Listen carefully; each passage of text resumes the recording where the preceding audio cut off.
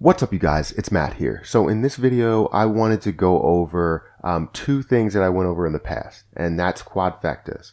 And I'm going over the Amex Quadfecta versus the Chase Quadfecta. Essentially, I just want to know who's the best, really. And you don't really know exactly who is the best because everybody has different spending that they have, and they may need different forms of rewards. So I wanted to basically just go over my quadfectas and see which one fits my spending the best. Before I start, make sure you hit the like button. Also, hit the subscribe button for more videos just like this one. And remember that I'm doing a giveaway, which I'll get into all of the details at the end, so make sure you stick around till then. So the Amex Quadfecta and the Chase Quadfecta, two amazing situations. Basically, if you don't know what a quadfecta is, go check out any of the other videos that I have. Basically, I'm going to go over the same information, but go ahead and check those videos out. I'll link those up in the cards. So yeah, first you want to look at the Amex Quadfecta, and I'll make sure I link the Chase Quadfecta as well, and I'll point to it whenever, it comes up on the video. So hopefully the Amex Quadfecta title is gone.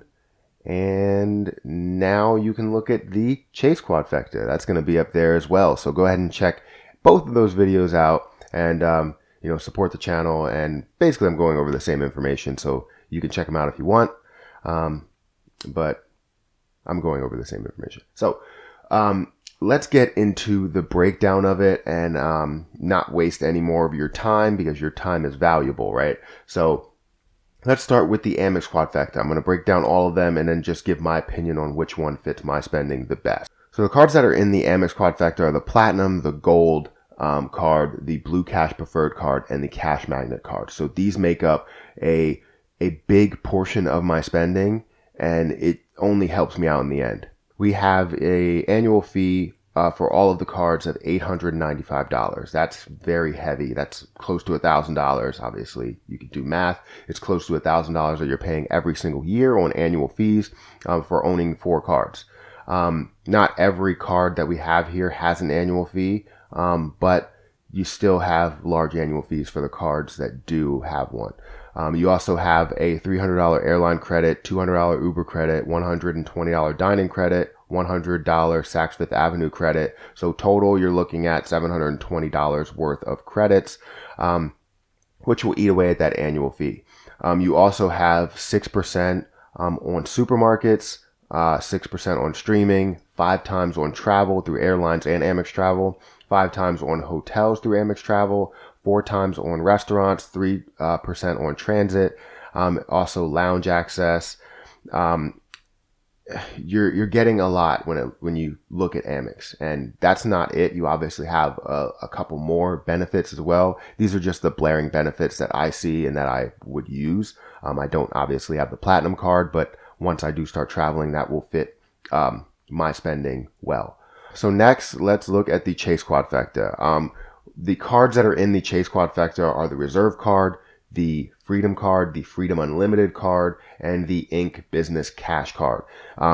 Those are 4 that will really fit my spending. So I'm going to make sure that I break those down and show you all the different information in here. Like I said, if you want to check the actual video of the Chase Quadfecta, it'll be up in the cards. But let's get into that. So we have a $450 annual fee for all of the cards combined. We have a $300 annual travel credit, which eats away at that annual fee. And then you also have 3 times points on travel, 3 times points on dining, 3% cash back on all purchases for the first year. So basically you're getting unlimited 3%, not unlimited, but essentially unlimited 3% cash back up to $20,000 for the first year. So everything that doesn't give you a higher percentage cash back or points, that will give you that. You also have 1.5% cash back after that. So every year after that, you're getting a unlimited 1.5% cash back. Then you have 5% on any bonus category. So if you wanted revolving categories, then you're going to get that. So whether it's shopping, whether it's Amazon, whether it's groceries, which could still be shopping, or gas stations or whatever, you have so many different categories that you can put into this 5%. And then you have 5% on office supply stores, internet, cable, phone services up to your first basically $25,000. That's a huge thing because obviously it fits your everyday spending. And then next you have 2% on gas stations and restaurants. The restaurants will probably be canceled out by the Reserve card 3 times back, but you still do have it. Then you have 0 APR for the first 15 months and a couple of other things. You get 50% more redeemable value for your points, which is a really big deal, especially with Chase, because obviously you see the face value of it and you're just like, okay, it's, 3 times back. That's not as good as other cards, but then you have the redeemable value, which essentially brings it up. So we'll get into that.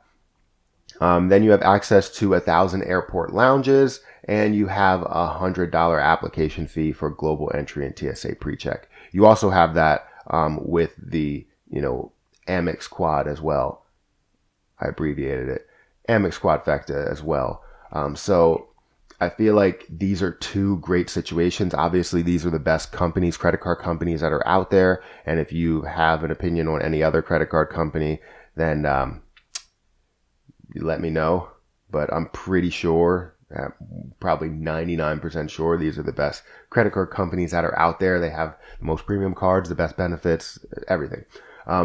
So looking at everything as a whole, both Quadfectas, what really fits my spending the best? What do I see as the overall winner? So if I look at travel perks, obviously you're going to see that the Amex Platinum card is a huge card. Everybody loves it. But then also the Reserve card is a huge card and everybody loves it. Now, I've gone on record saying that I would pick the Platinum card over the Reserve card every time. But that's kind of being a little uneducated about certain situations and looking at different numbers and different definitions. So Amex has a very strict definition of the word travel. They're giving you an airline credit. So you can't essentially use the airline credit on tickets. So when I look at travel, I'm kind of leaning more towards the Chase card because you have a broader definition of the word travel. You can use it on so many different things that will still go under travel. And obviously you can tell that Amex has a very strict definition on travel because they don't put hotels and airlines or travel in the same section. So you would think that travel would be you go somewhere and you're probably going to stay at a hotel, so everything's travel. But I'm not going to get on a rant. So I'm kind of, now I'm going on record saying that Chase would probably be the better travel card. Now I would like to get the Platinum card just for the lounge access, which is a huge benefit in itself. So, I mean, they're both really good cards, but I'm leaning more towards Chase, probably like 55% Chase.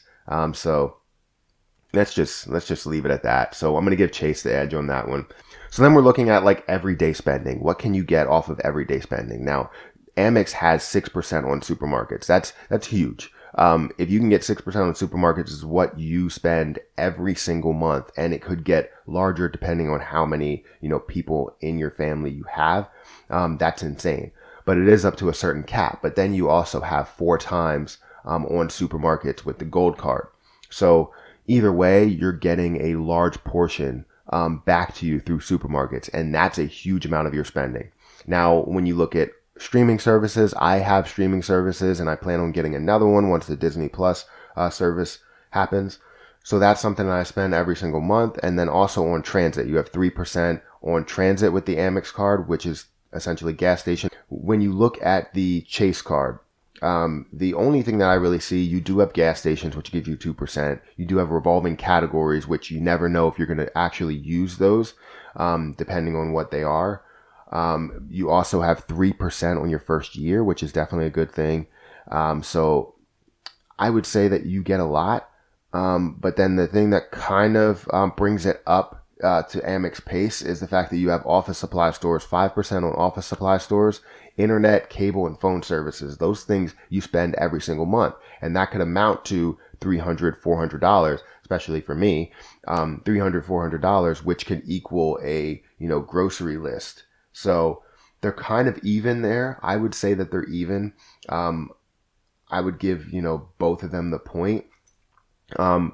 But then you start to really go in the favor of Chase. So with Amex, if you're looking at dining, right? You're dining out, you have the $120 dining credit, which essentially does not go towards just regular dining. I don't know why they call it a dining credit. It's more like a food service credit or something. I mean, you can use it at Cheesecake Factory, Shake Shack, but the main place that I get benefit out is Grubhub. So if I'm getting food from Grubhub, obviously you have to pay like a delivery fee unless you go and pick it up, things like that. So you're not really getting benefit from the dining. So I'm kind of taking that out unless you go to the Cheesecake Factory every single day, which I don't. You get 4 times on restaurants. So that's a huge number. 4 times is definitely good. But then you look at Chase, you get 3 times on restaurants, right? You would think, okay, well, Amex hasn't beat, but the redeemable value of those points are, astronomical compared to Amex. So you get 50% more redeemable value for those points when you use the reserve card. Obviously, that's the only way you get 3 times back. So essentially, it brings it up to 4.5 times back. So I would give the edge to Chase in this area, and that's going to bring Chase over the edge. Now, if I look at value of lower tier cards versus upper tier cards, right? I feel like Chase might have them beat as well, just because you have the Chase Freedom card to where you can take those points, transfer them over to reserve, and essentially get 1.5 cents per point for a card that has no annual fee. So I feel like they kind of have them beat there, and I understand you do have, the gold card and the blue cash preferred card that will give you a lot of value, but those, I would say the gold card is more of an upper tier card, and you have to find your value out of it, and you find your value through supermarkets and some of the airline credit. But I'm going to have to give that one probably to Chase just as a overall look on that.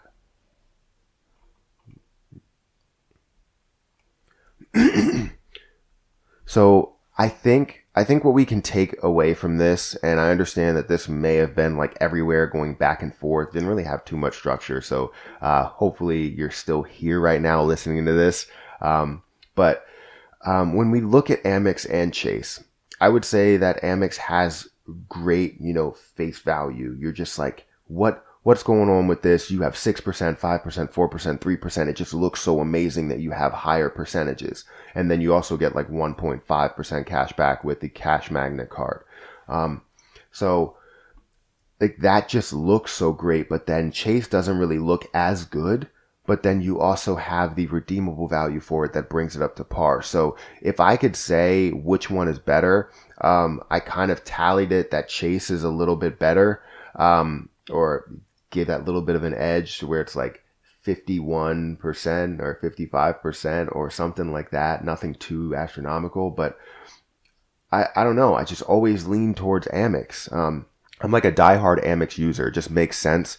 But unfortunately, I'm going to have to go the other way on this one, even though we do have the face value, and I'm going to be an Amex user for quite some time and eventually dabble in Chase a little bit. I'm going to have to lean more towards Chase just because, you have a lower annual fee for everything.